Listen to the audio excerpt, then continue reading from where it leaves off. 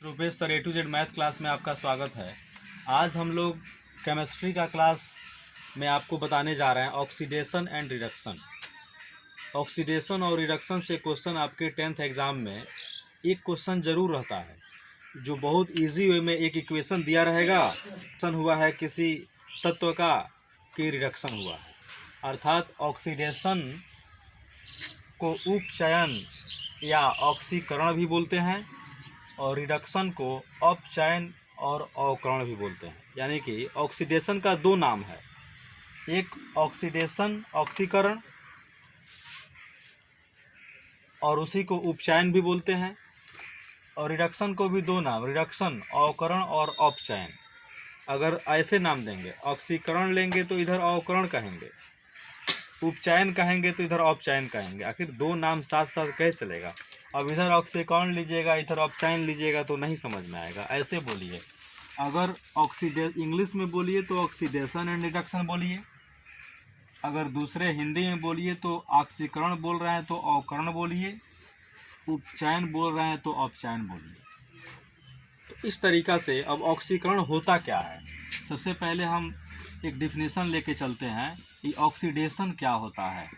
ध्यान दीजिए, देखिए ऑक्सीडेशन में क्या होता है, ऑक्सीजन का संयोग होगा, ऑक्सीजन का संयोग होगा और हाइड्रोजन का वियोग होगा। H2 का, ऑक्सीजन का संयोग होगा और हाइड्रोजन का त्याग होगा। त्याग माने ऑक्सीजन जोड़ा जाएगा और हाइड्रोजन हटेगा।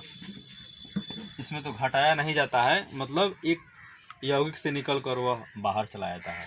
जैसे एग्जाम्पल के तौर पर हम बोलेंगे C+O2 तो ये होता है CO2। तो यहाँ पर ऑक्सीजन का संयोग हुआ है तो यह कौन प्रक्रिया है? ऑक्सीकरण।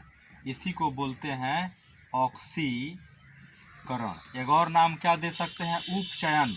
एक और नाम क्या दे सकते हैं?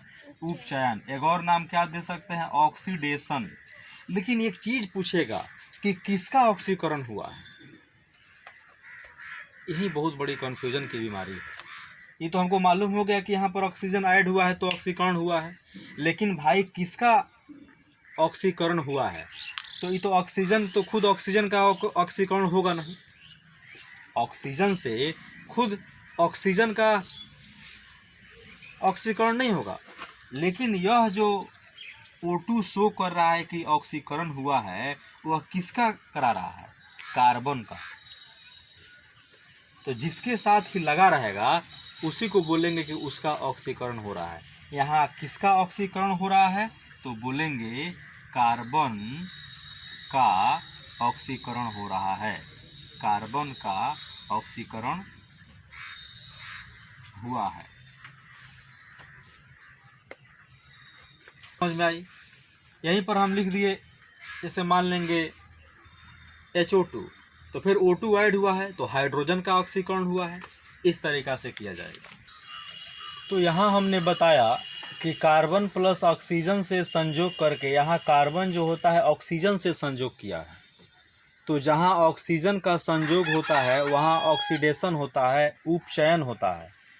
तो ऑक्सीजन का संयोग हुआ है कार्बन में तो कार्बन का अपचयन हुआ है, उपचयन हुआ है। इसी तरीक़ा से हमने लिखा कि इस अभिक्रिया में कार्बन कार्बन डाइऑक्साइड में बदल जाता है।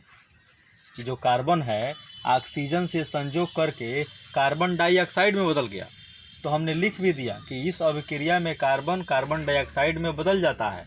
तो यहाँ ऑक्सीजन का योग होता है, ऑक्सीजन का योग होता है, और ऑक्सीजन का योग होता है, इसलिए यह उपचयन अभिक्रिया है। जहाँ ऑक्सीजन का योग होता है, देखिए ऑक्सीजन को न जोड़ के CO2 बना है, कार्बन में O2 जुट गया है कि नहीं जुट गया? यहाँ जुटा और यहाँ बना, तो यहाँ ऑक्सीजन का योग होता है, इसीलिए यह उपचयन यानी कि ऑक्सीकरण है। तो किसका ऑक्सीकरण हुआ है? कार्बन का हुआ है। उस तरीक़ा से हम आपसे पूछेंगे तो बताइएगा किसका ऑक्सीकरण हुआ है।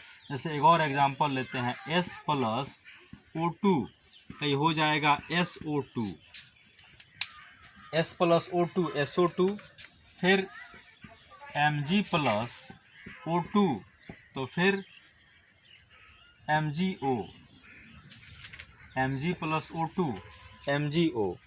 इसके बाद में हम लोग क्या करेंगे, Na plus O2, Na plus O2, इसको भी लिख देंगे हम लोग Na2O। अब इसमें आपको बताना है, एक और क्वेश्चन लेते हैं, H2 plus O2, H2 plus O2 तो H2O। अब कुछ बैलेंसिंग करने वाली बात है तो आप बैलेंस कर